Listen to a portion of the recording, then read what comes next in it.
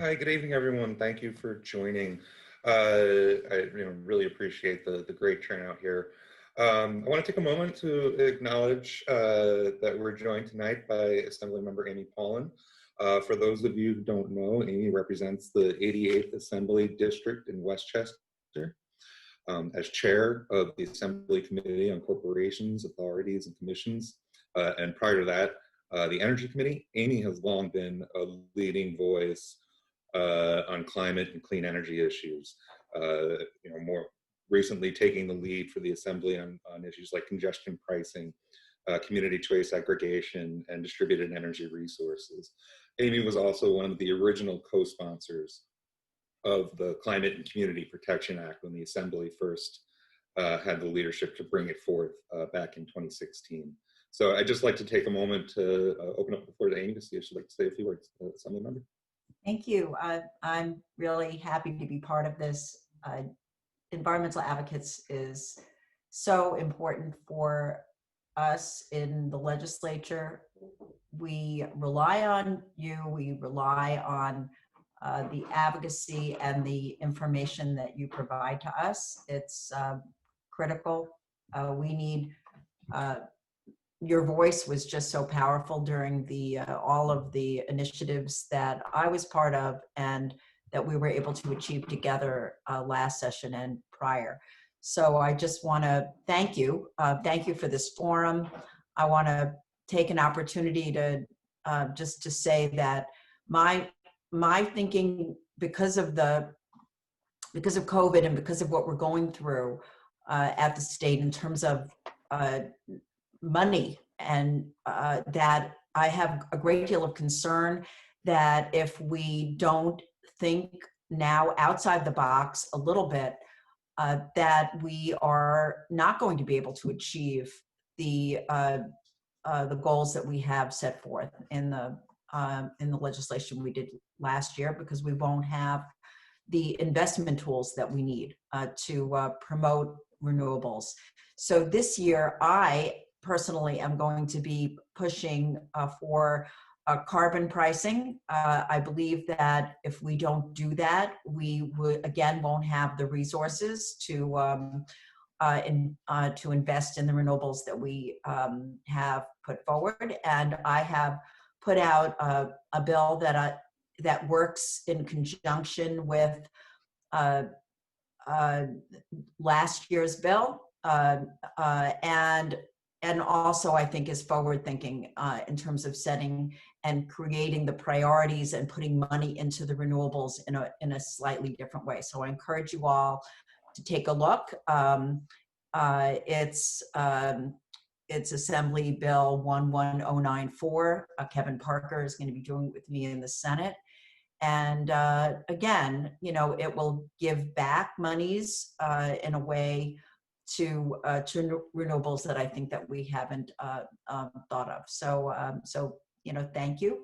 Again, thank you as an organization. Thank you for all of you who are part of the group tonight. And I look forward to everything that I can learn and do with you going forward. So, and for giving me a few minutes of your time. Thank you so much. Thanks for joining us, Assemblymember Paulin. It's great to have you with us. I believe we also have some legislative staff on this call, so I just wanted to thank them for joining us as well.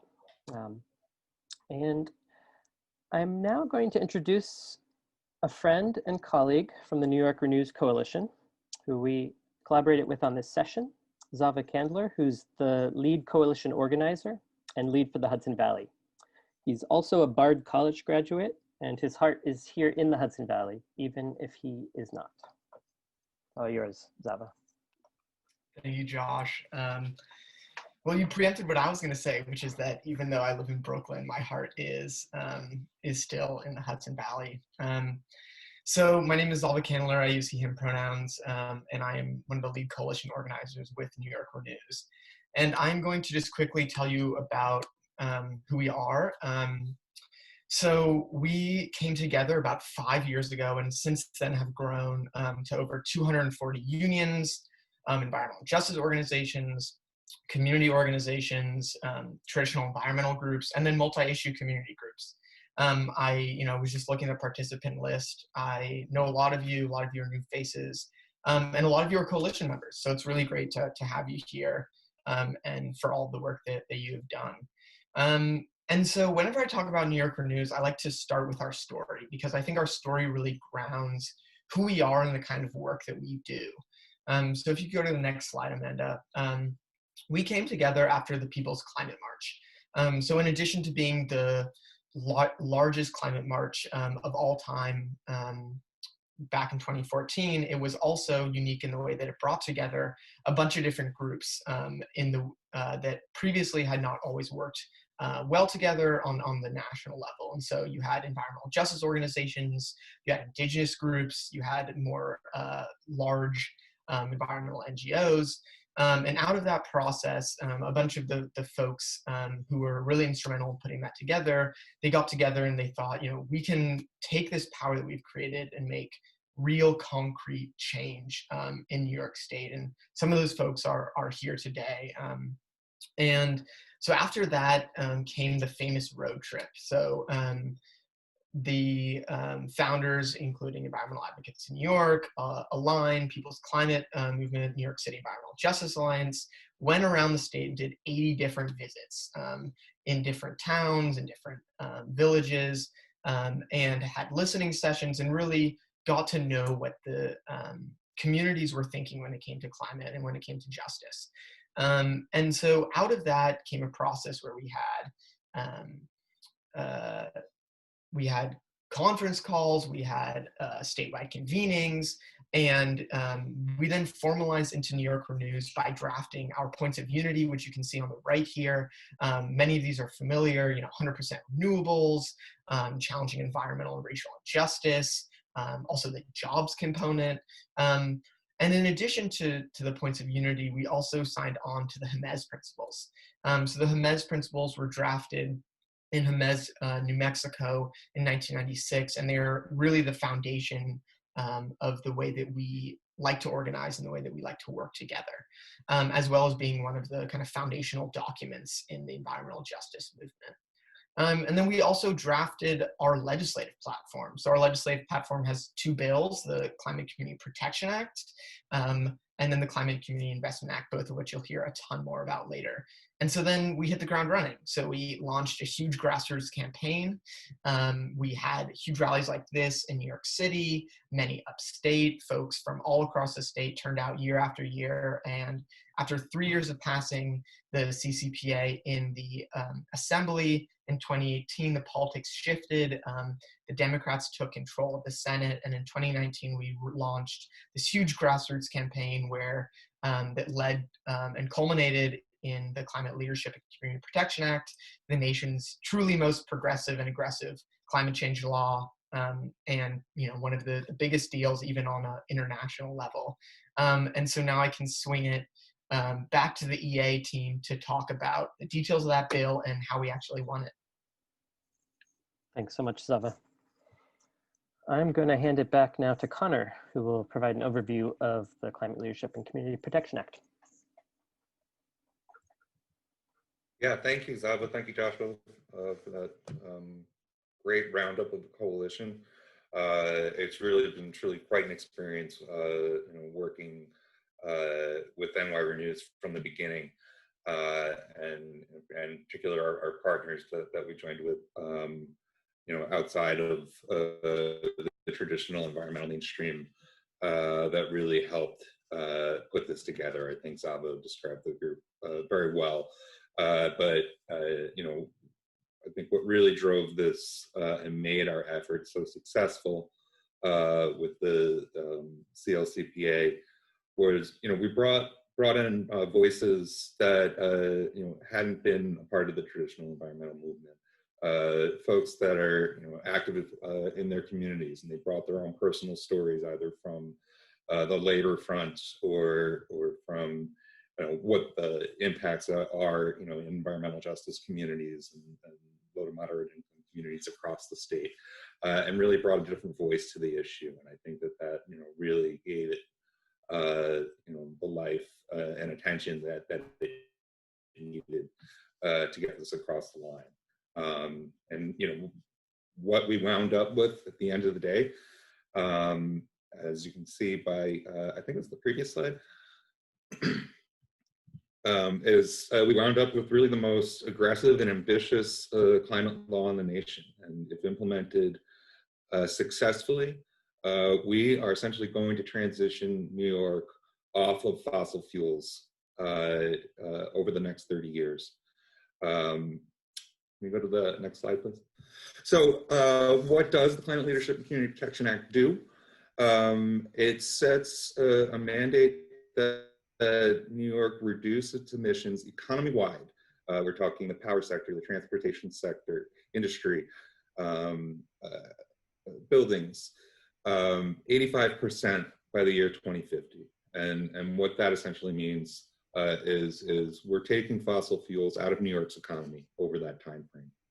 The law is also grounded in equity and making sure the communities that have received the worst impacts of climate change and air pollution over the years as a result of our fossil fuel driven economy get the help and assistance that they need in order to thrive really in this new economy that we're building based on renewables. So one of the key provisions in the law mandates that at least 35% of the benefits from the clean energy spending that the state is conducting go towards so-called disadvantaged communities or environmental justice communities, which are oftentimes low-income communities and communities of color, to make sure that they're going to have the tools and the resources that they need to really take advantage of this new economy in a way that they haven't been able to do so in the past. The bill sets some very aggressive targets in the electricity sector. And this is important because in order to get off of fossil fuels, we're going to have to electrify our entire economy. That's electrifying the transportation sector and the building sector.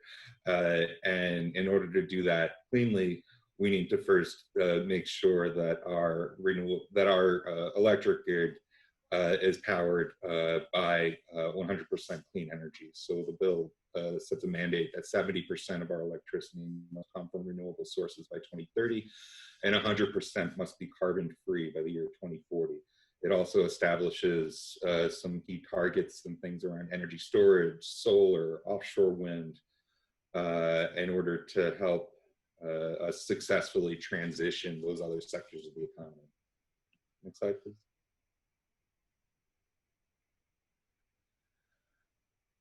Some other really critical provisions of the law. As I mentioned, it sets some of the strongest emission standards in the country. A really key provision in this law that is currently in effect right now, that really can be applied across the board, is it establishes what we call a climate and equity screen for all state agency decision making. So essentially what it does is it requires that all state agencies and entities take into consideration the impacts of their decisions as far as it relates to climate emissions and how those emissions will impact disadvantaged communities.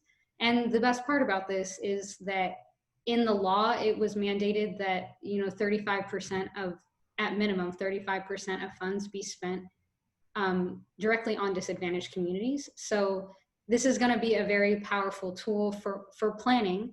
And I think what Connor was getting to is that this equity and disadvantaged community screen, it impacts every single level of decision making. So that's procurement decisions, regulatory decisions, and we've already seen some really exciting wins as far as the climate law itself being able to stop some potentially harmful climate-related decisions. That was a great example there, Rachel. Another great example was a nice win that we got yesterday, just yesterday, when the DEC and the New York State Energy Research Development Authority finalized regulations around the Regional Greenhouse Gas Initiative, and really definitely incorporated this concept of the climate and equity screen into those new rules, now mandating that 35% of the funds through that initiative are going to go to benefit environmental justice communities. So that's just another great example about how this law is being applied. Um,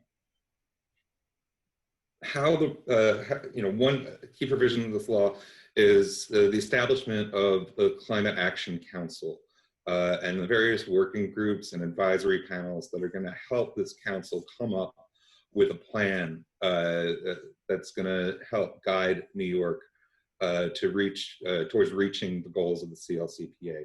The Climate Action Council is actively meeting right now, as are these advisory panels across a number of different um, agencies, and I think the next slide goes into the details of the council. Yep, great. So the Climate Action Council is made up of representatives from state agencies and independent appointments from the governor and the leaders of the Assembly and the Senate. Advising that council is also the Just Transition Working Group. This is a group that is going to look at the impacts of this transition on our economy and make sure that communities are brought along in a just and equitable way. We have the Climate Justice Working Group, which is charged with identifying these so-called disadvantaged communities throughout the state and advising on how the Climate Action Council and the DEC can develop a scoping plan that is going to lift up these communities. And then there are a series of other advisory groups that contain experts across various sectors like transportation, local government, housing, power generation, that are going to come up with a series of recommendations to the Climate Action Council as how New York can go forward and achieve these goals. Next slide, please. And I just want to talk a little bit about how climate change is impacting, the Hudson Valley. I think we all know we're seeing more intense and extreme weather events, and the Hudson Valley has certainly been no stranger to flooding over the last decade or so, or even more. And those that have really wreaked havoc on communities up and down the Hudson Valley.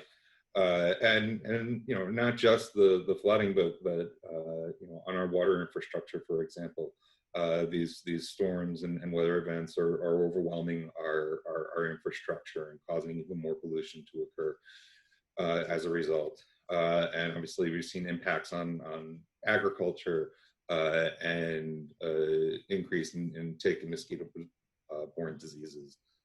Next slide.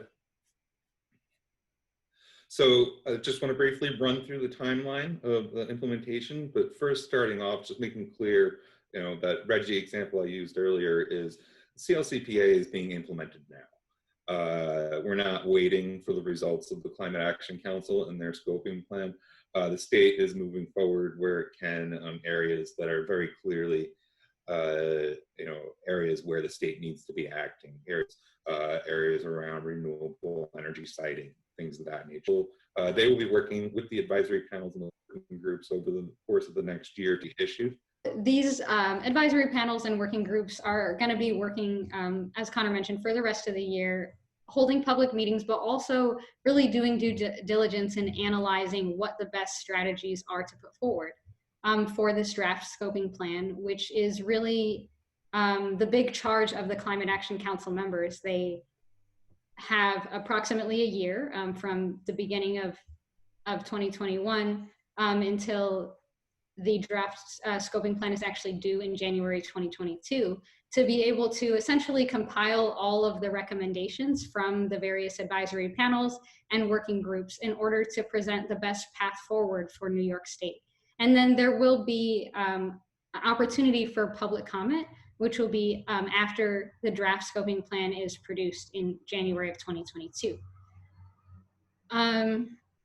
And then after the public comment period, of course, they will be taking input from folks all around the state, and that will be our big opportunity to ensure that we engage with members of the Climate Action Council to ensure that the scoping plan takes into account all the needs of the various regions. And so the Climate Action Council will hold at minimum 6 regional public hearings, with 3 of them being upstate and 3 of them being downstate.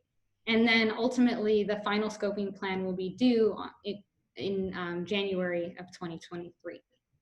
And after that, it will be updated on a 5-year basis. And so all this to say is that the CLCPA can take us where we want to take it. So we know that there are many stages of implementation that are going to be required. While this is a statewide bill that was passed, where we already know that most change happens is on the local level. And so we really want to push you all and local governments from every stage, village, city, county, to be able to have a voice in the Climate Action Council process, scoping plan, and be actively engaged so that we ensure that our communities have the resources and the knowledge to be able to move along with this transition as the state moves to a completely renewable generated economy.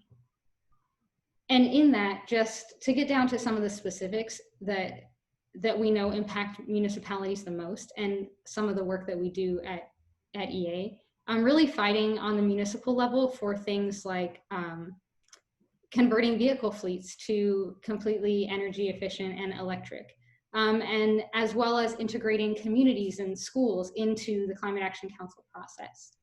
Just to give a couple examples of things that we can be doing now and should be focusing on as we move forward.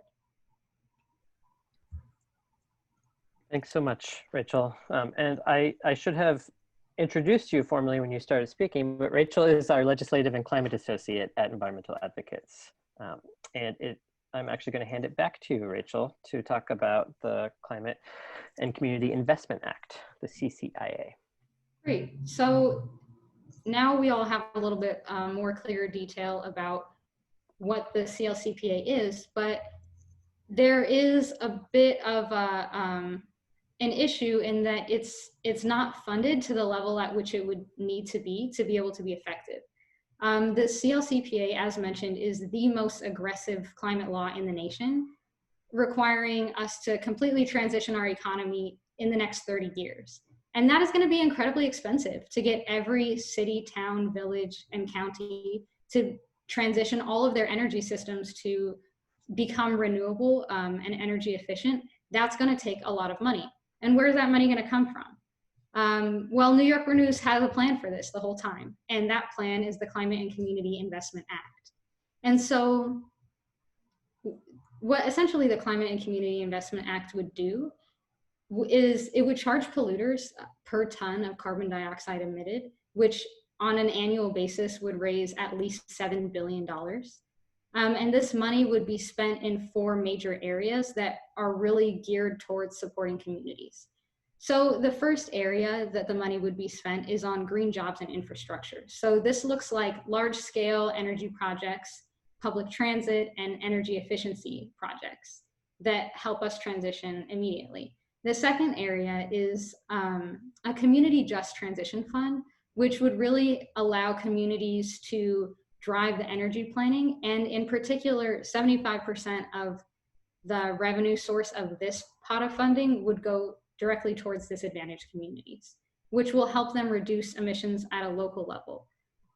And the next area that this money would be spent on is energy rebates for low and moderate income households with high energy costs. And we know that this, through our plan, we would be charging polluters, but we're aware that they would probably kick that cost down to the consumers, and we really want to protect individuals and communities, so that's why that pot of money is set aside. And then the last area would be, excuse me, an impacted worker fund, which would provide job training and support to people who could potentially lose their jobs or have any connection to fossil fuel related industries. And it would also provide municipal support for communities that would be impacted by this shift to renewable energy. Can you go to the next slide, please? Thank you. So the CCIA and the CLCPA, how do they fit together? Well, as I mentioned, we envision that the CCIA is the vehicle to fund all of the things that are, all of the things that are required to ensure that the CLCPA is effective in a timely manner, and that the implementation of renewable energy projects doesn't leave behind any communities. Without a long-term funding source and a dedicated funding source, we are really concerned that these projects won't happen on time and that they will harm low-income communities and communities of color. So given that the state is not in a place to front a big check right now, the CCIA is really the solution that will be grounded in communities and for communities. So that was a quick overview. Send it back to Josh. Thank you so much, Rachel. And thank you, Connor, if you were back with us. Appreciate that. So I know people probably have some questions if those are just learning about CLCPA and CCIA for the first time. And some of you I know have been working on these for a while. So I see a few questions in the chat as well. I'm hoping to have some time at the end for Q&A. So if you have a question and you want to type it into the chat, you're welcome to. But if you want to also hold your questions till the end, we'll try to have some time to answer those. But right now, I wanted to open the floor up to anyone, to organizations, to local leaders, anyone who wishes to provide a 2-minute update on the climate work that they're involved in. I know we have a lot of people on this call, so I imagine we may run out of time for this. We have about 20 minutes. There'll be an opportunity also to share in the smaller breakouts on some of the work that you're doing. And we're planning to compile a list of local climate initiatives that we'll share with everyone after this call. We'll tell you more about that at the end. Amanda is going to be our 2-minute timekeeper. Thank you, Amanda. So please pay attention to her if you choose to talk. You may raise your virtual hand, or if you want to put your name into the chat, you're welcome to do that and we'll call on you. And to just give folks a moment, I'm going to put Manna Jo Green on the spot. If you are in a place you'd like to talk, Manna, to share what you've been working on. I know many of you know her from the Hudson River Sloop Clearwater and also from the Ulster County Legislature. So Manna, if you are interested in sharing what you're up to, I will hand it over to you. Great, thank you. I just want to say that there's an initiative in the Mid-Hudson area, the 7-county regional economic development area that came out of the regional sustainability coalition, regional sustainability planning process that every region got $1 million to do. And we didn't let our sustainability plan sit on the shelf. That was back in 2013. We've been working actively, networking the 7 counties, and it's our vision to meet the goals of CLCPA in the 7-county Mid-Hudson region by doing a local county utility territory and ultimately 7-county Mid-Hudson region renewable energy implementation plan. And we've been developing it step by step. And there are a lot of details to that, but I wanted to let people know that to some extent we're following the template that was developed on Long Island with the Long Island Solar Roadmap. And we want to see where we can develop renewable energy, how to fund it, on what timeline, and how to ensure that there's interconnection. And that's a big, big issue for us here in the Mid-Hudson region. Thanks. Thanks so much, Manna Jo. I see Andy Bicking from Scenic Hudson in the chat. So I'll hand it over to you. And then Melissa, if you want to go after Andy. Thanks, Joshua, and thanks, Peter Iwanowitz and your whole team for pulling us together today. It's really great leadership and much appreciated. Scenic Hudson's doing a lot in the climate front, more than I can get into in 2 minutes.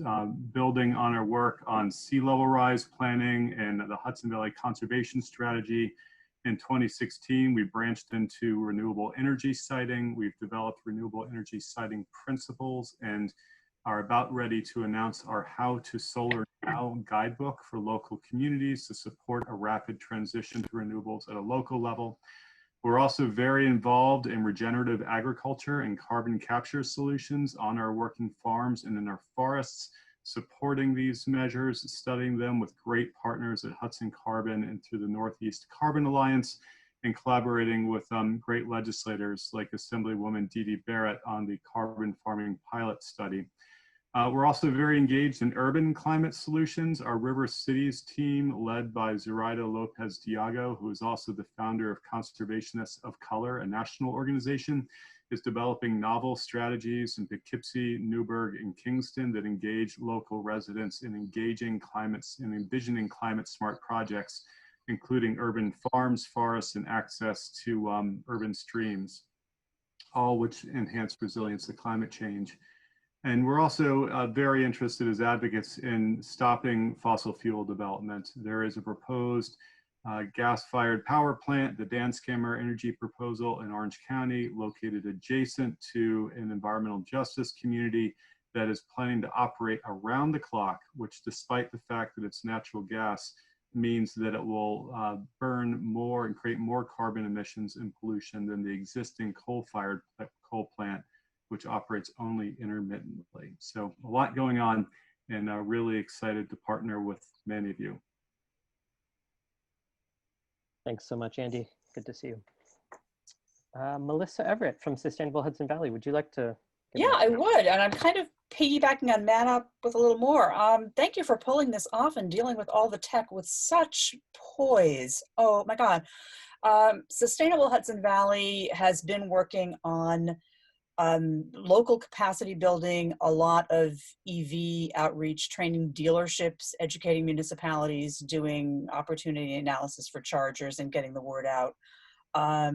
We've done the first model of 100% renewables transition plan for community Marbletown. And it's not just what's the supply, it's how do we engage the community in a sustained manner to really help folks economically make the transition for homes and businesses. So it's a pretty ambitious outreach model. And we're working kind of parallel and connected with the Regional Renewable Energy Implementation Plan that Manna mentioned, which is one arm of something larger that we're advocating for, which is a climate action plan at the regional scale, emphasis on action, that looks at, in addition to energy, transportation, materials management, water-related opportunities, and agriculture, and at cross-cutting themes like justice and resilience and economic development. So we're partnering with the Hudson Valley Regional Council, which is essentially a council of governments that the counties are part of, to build support for that initiative. And we're excited when we're not scared. Thanks so much, Melissa. Tina Lieberman, would you like to speak about the work you're doing in Albany? Sure. In Albany, we just finished our greenhouse gas emissions inventory. We hadn't done one in quite a while. We finally got another energy manager, and we were able to identify that the biggest greenhouse gas emission sectors for the city were home and commercial heating and transportation. So we figured, let's start there. Let's start with the low-hanging fruit. So what we'd like to do is we're going to be moving into doing a lot of outreach and education on the current NYSERDA home energy efficiency programs that are out there that people, that they're available, but people don't seem to take advantage of them as much, like the Empower program, which can provide people with as much as full insulation and energy efficiency retrofits. So we thought that that would be a really good place to start. That wouldn't cost anyone money. That would save people money. We're going to try to move forward from there and see how much of an impact we can make. Because at this point, of course, the city doesn't have any money to lay out for electrifying fleets and whatnot, things like that. But this is something we can do. Thanks, Tina. Dan Haas, would you like to talk about your solar work in Columbia County? Yes, so I live in Copake, which is a town that is a site of a 500-acre proposed solar farm that has sparked intense local opposition. So some of us are organizing a group to support this project, but we've begun thinking bigger, and we'd like to put together a Columbia County solar support group. So I would like anybody who lives in Columbia County, this is kind of a local thing. I think there's somebody out there. I'll put my email in the chat, and we're going to try to have an organizational meeting on December 14th, with the thought really that this COPAIC project is the spark right now, but there's likely to be others coming down the road, you know, as under the umbrella of this law that we're all talking about. So I'm trying to think ahead on that. And as I said, I'll put my email in the chat, and if you're interested in getting involved with that, you'd be more than welcome. We need members at this point. And thanks for having this Zoom meeting. Great. Thanks so much, Dan. And I live in Columbia County, so nice to see you on here. Yeah. Zava, I believe you had some updates. Yeah, it's really great to see everything that's going on. This is Zava again, for those of you who can't see. Yeah, so one of the things that New York Renews is doing for December is we are hosting a grassroots lobby effort. So in October, we were doing grassroots lobbying for the CCIA, and we had about 45 different visits all across the state. With about 250 people, and we're aiming to get even more than that this December. So just today, our map went live, which I'll drop in the chat right now. And on it, you can find a virtual lobby visit near you. And we'll be focusing on the CCIA that Rachel laid out really nicely. And then in addition to that, we're also doing a week of art activism all across the state next week, and finishing it up with a virtual rally at the end of the week. So I'll also drop a link to that as well. It's gonna be a good time. We'll have some music. We'll look at all the different banner drops and things like that we did, and will set us up for having both legislative power and people power momentum going into the 2021 legislative session. Back to you, Joshua. Thanks, Sava. Adriana and Andrew, would you like to speak? Sorry if I missed your hand. Yeah, no worries, no worries. So we're in the Hudson Valley, we're in the Ellenville area, and we teach permaculture design. We've been teaching for since forever, but almost a couple decades now. And I've been participating with New York Renews. I think everyone here is just an incredible organization, lobbying Senator Jen Metzger on behalf of the CCIA. I have a number of concerns just listening to this and kind of understanding what we're going through right now, with, you know, trying to bring people into like a more fuller foundational awareness of the issues that we have going on in the world right now, and especially in our local communities. We have a 5 megawatt solar, industrial solar project that's going in on what is ancient land that was farmed by Native Americans and has been a farm forever. It's owned by the prison, the state prison that's right next to us. And so anyway, there is a lot of language about solar and about renewables, but there also needs to be a regional plan for each area that these are going into so we can prioritize where these units are going to go. These to me are monocrops, they're monocultures, they're very huge, they're serving only one purpose, and we can stack functions. A lot of solar arrays can be, you know, used with silvopasture techniques where you're grazing animals, you're cooling crops, you're doing all of this other stuff.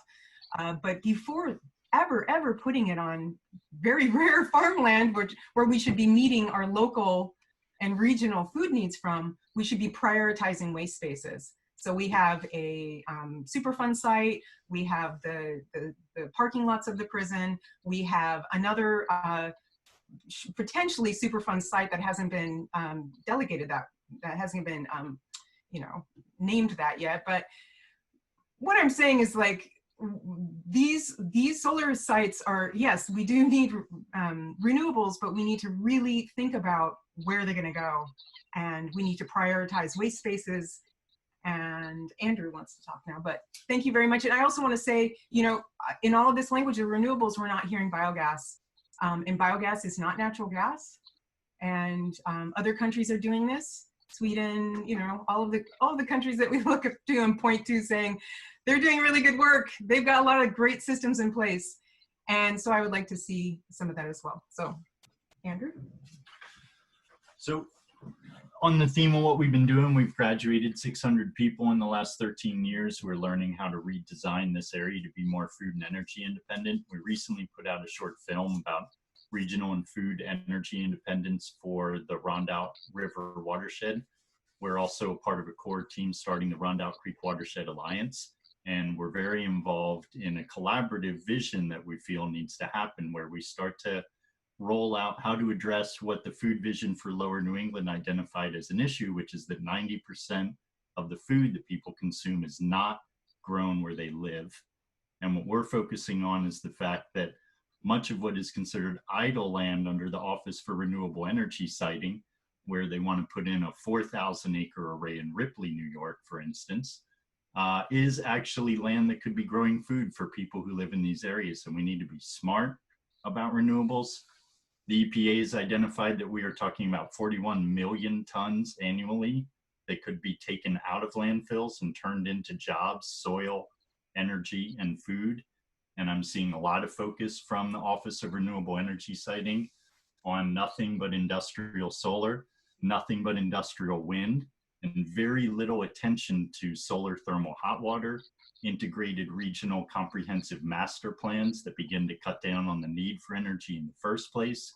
And so there's a lot of plop and drop going on with renewables that we are educating people on how to do differently, how to be appropriate. And we're hosting a meeting at 7 p.m. tonight online about what does it look like to create a regional master plan that addresses energy issues and food issues. And we want to. Thank you, Andrew. I have to cut you off there. I'm sorry. Oh, please do. Yeah. Thanks, folks. Thank you, Andrew. Thank you, Adriana. And Andrew, I think we met through the Good Work Institute some time ago. So nice to see you.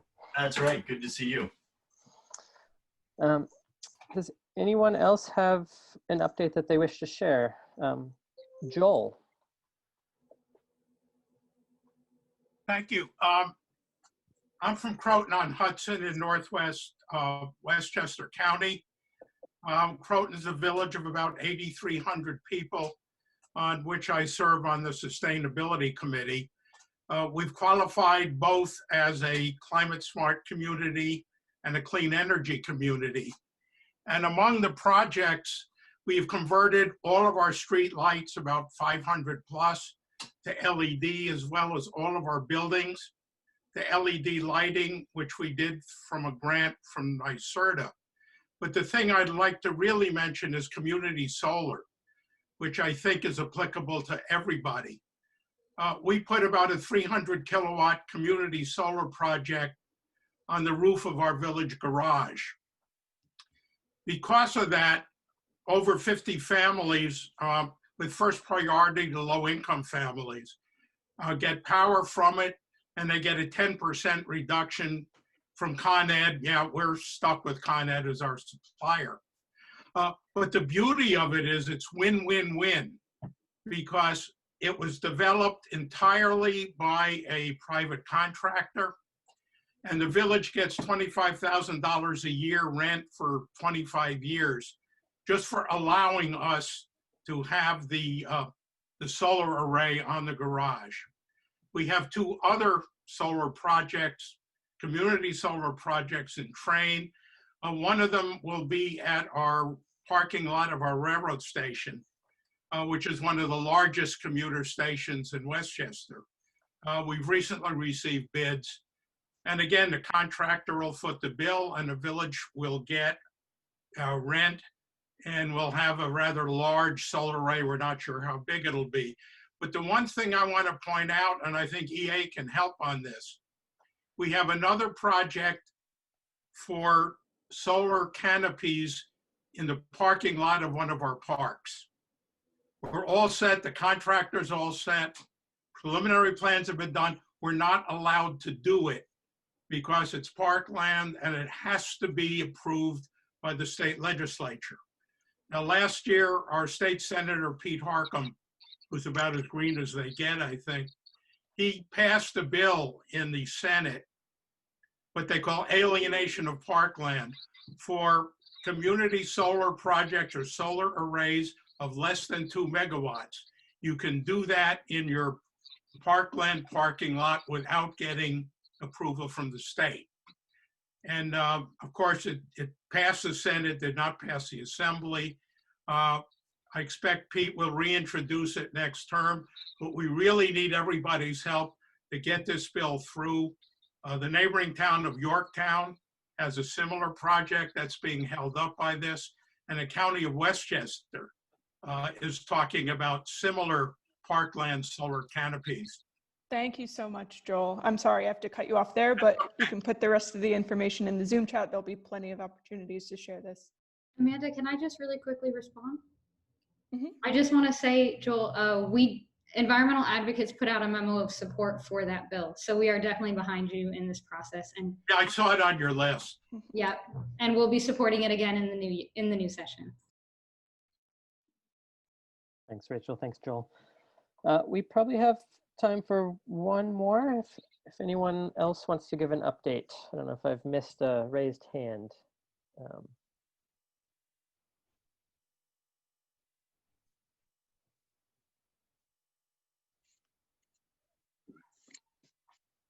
Okay. Hello, may I speak? Oh, yes, please. This is Jean Stillman with United Nations Association, Southern New York State Division.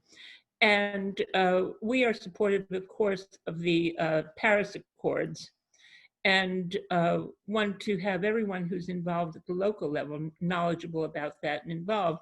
I'd like to turn this over to my colleague, George Garland, who is also listed under the name of Gene Stillman, because that's how I invited him. So George, if you could speak to this, he's our energy person. Thanks, Jim. George, are you there? Okay, he was there. He had a 34-year career with EPA and is very knowledgeable. We would like to invite people to become aware of the Paris Climate Accords if they're not already, and to hook up with the United Nations Association. And we're the Southern New York State Division. And I'll put something into the chat. Thank you. Great, thanks. It looks like you're off mute now, George. Okay, good. Oh, there he is, okay. So I'm a member of the American Biogas Council, and I'm very interested in biogas in Westchester County, and we're pursuing that with the wastewater treatment plants, putting food waste, the biggest part of what goes to landfills, into wastewater treatment plants, probably grinding it in so that the neighbors don't go crazy. Would be something we're very interested in. We're also very interested in sustainable agriculture, and through the people at the U.S. Compost Council. So I guess we're kind of at the 30,000 foot level, but we're very, what shall I say, promoting those kinds of things. Thanks so much. Everyone, welcome back. Thank you for staying with us. I hope you had a chance to connect with some folks that you may not have known. So we have just a couple of minutes right now. If anyone wants to report out on anything that they heard in their small conversation that was surprising, or any projects that they may not have been aware of that they just want to sort of highlight for the larger group. We have a few minutes right now to have quick report outs from each group if people are interested. I will just sort of open the floor and hand it over to you, Amanda, if you want to. Sure, so let's just take some time and go around to learn what we shared within our smaller groups about climate initiatives happening in the Hudson Valley. Does anyone from Breakout Room 1 want to share something that they learned, a new initiative, or their own?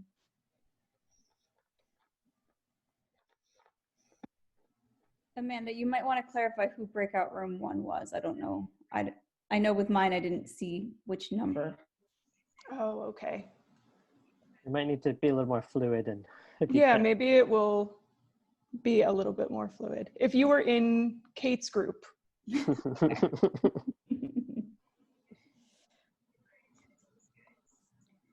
Well, we had an interesting group, a lot of discussion of climate smart communities. Mana Jo was in our group too, and sharing, some of her insights on, siting and issues that in terms of redesigning and rethinking about how we distribute renewable energy in terms of the grid and distribution networks, which were all good points.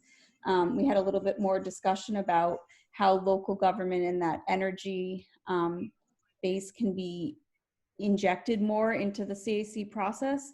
And also had some artists that, is an interesting, brings an interesting twist to public education for these issues, connecting to individuals through artistic means is also fascinating. So that was the highlights from our group.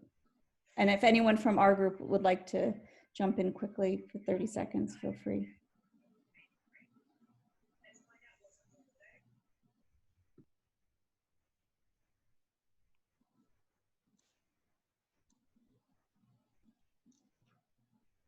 Okay, and what about if you were in Connor's group? Hi, I'll just do a quick summary of some of the points that we touched on, and then I'll open it up to the rest of the group, see if they want to add in. This will be sort of a high-level summary, but we discussed, the strong need for community education around this issue, and the challenges of engaging with lower-income populations that really have lots of other issues they're dealing with, and challenges of turning them to clean energy. And then, how we've helped facilitate involvement in the process. Folks are interested in doing something around climate, but how do they get involved? We talked about the role local governments can play in adopting things like the equity screen that's in the CLCPA, and applying it locally. We talked about the need for local governments to do an accounting of their greenhouse gas emissions, and identify the areas where they really need to act and where they can be most effective, like addressing aging building stock through electrification of heating systems and energy efficiency, and helping to educate folks about existing programs that NYSERDA and the state's utilities are offering to help people do this, and doing things like updating energy building codes to require that some of these buildings be ready to accommodate electrification of heating or even electric vehicles. And then we talked a little bit at the end about the differences between urban, suburban, rural. Not all solutions are going to fit each area the same, and it's important that we keep those options open. Thank you, Connor. That was a lot. I don't know how you covered that much in that amount of time. I'll speak quickly for my group that we spoke about several renewable energy projects happening throughout the state on a local level. LED lights, street lights getting replaced with LEDs, and other kinds of energy efficiency projects. We had a few Democratic Socialist Alliance members that knew each other, and just the need for climate planning throughout New York State. Does anyone else from my group want to say a few words? We have just a couple more minutes to share.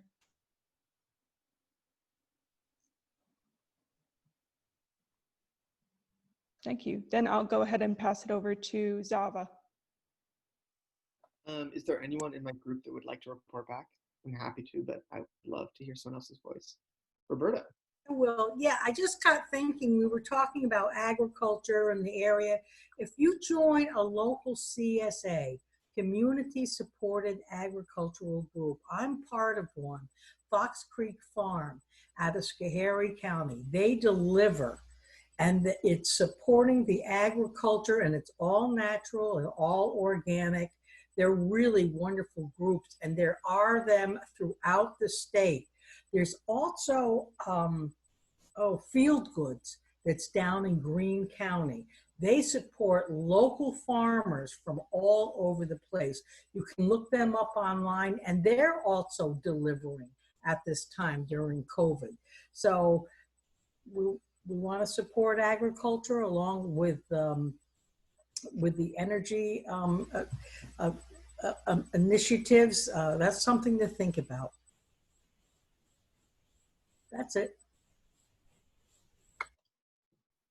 Great, and I would also just add, we talked about things all the way from the super local to a national podcast that Ron is working on, and there was a Sweet Mothers Out Front connection, and so I'm just dropping in the chat something that Ron is working on in a conversation with actually one of the Mothers Out Front leaders.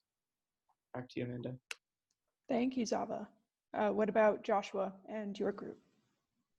Oh, we mostly got through introductions and then ran out of time, but there was a lot of people involved in a lot of different grassroots projects, all the way from Albany, the capital district, down to Westchester. I was impressed by how many projects people were working on or involved with. I don't know if anyone from my group wants to highlight any of them specifically.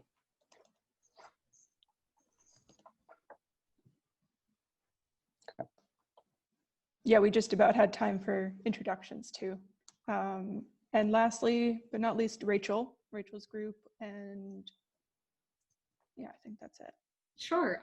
We talked about a number of individual and very local actions that people can take, such as composting or figuring out how to reduce their own emissions through processes like getting geothermal. But I'll also open it up if anyone else in the group wants to give a quick recap. No? All right. We also talked a little bit about the alignment between, CLCPA and what the Climate Smart Communities programs are doing. And Andy shared with us that Hudson Valley has a really great rate for being participatory in the Climate Smart Communities programs, that some of which do help reduce emissions.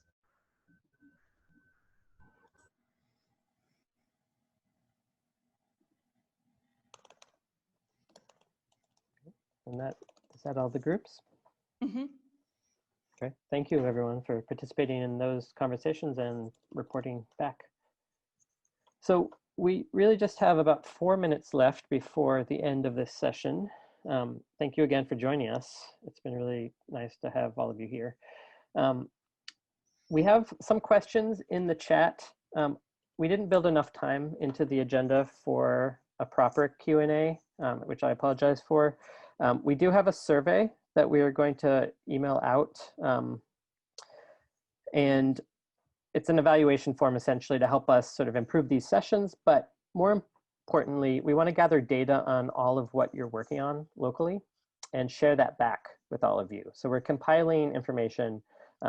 We've heard some of what you're working on now, but if there are other things, or even to capture what has been discussed, we'd love you to fill out that survey, add updates on what you're involved with, and then we can share it with the larger group.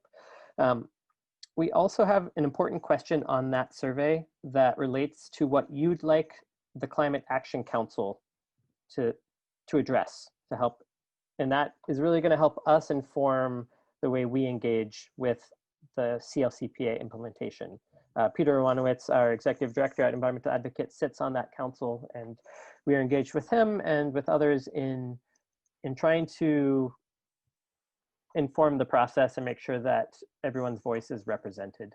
And so having your input is going to be helpful to help us think about how to engage and what our campaign looks like. So I appreciate any feedback you can share with us. And I'll just open it now. We have just a couple minutes. If after all of these conversations, if there's a burning question or two that people have, I will just open it up right now. If anyone wants to ask anyone who spoke or anyone else that they've met a question, we have just a couple minutes. Hi. I would love to connect with Jean Stillman and George and talk to them about biogas. We have a residential 6 cubic meter biogas unit, Chinese design, built it here in cement, takes all of our waste from our house, and we're generating methane and cooking off of it, and then using the slurry as fertilizer for our garden. So all around win-win, but would definitely love to talk to you, George. So how can I sent some private messages to Jean, and I put my email and my phone number in there. And so if you check the chat, you got it. Cool. Looking forward to connecting. And this is so inspirational. I'm just so thrilled with everyone here. Thank you so much. And I would love to share one last thing that we're working on that I think folks would find interesting. We're doing a whole project where we're looking at reforestation in the riparian region to deal with a lot of the erosion issues. And when you think about the climate impact of reforestation in the floodplain and advocating for that, in addition to energy generation, you begin to get a pattern of regional resilience that's much more interesting than just looking at one end of the puzzle. So one of the things we want to add to the mix in these riparian reforestation projects is more fuel wood crops to make them wider as an ecosystem, as well as nut trees. And so those are some interesting themes that we're looking into USDA SARE funding to do a educational brochure on multifunctional riparian buffer ecosystems. You can chew off one of those nuts and have fun with it. Thank you so much. Nice meeting you all. Nice to meet you too. And yes, Henry, and I just wanted to add that in the survey at the end, there's a question to ask if you're comfortable sharing your contact information with this group. So if you fill out the survey and you agree to that, we will share your email so that it's easier to connect with one another. So hopefully people will participate in that.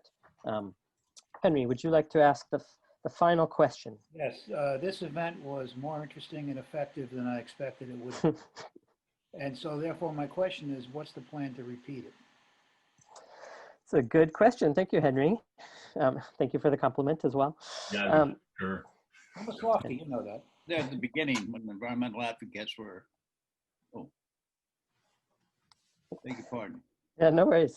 Yeah, I mean, we're hoping that this is the start of a conversation. I know there have been other sessions and forums in the Hudson Valley that other partners, some of whom are on this call, have organized. And so we're hoping just to continue to build those relationships with the other organizations and with many of you that we might not have relationships with in a formal way.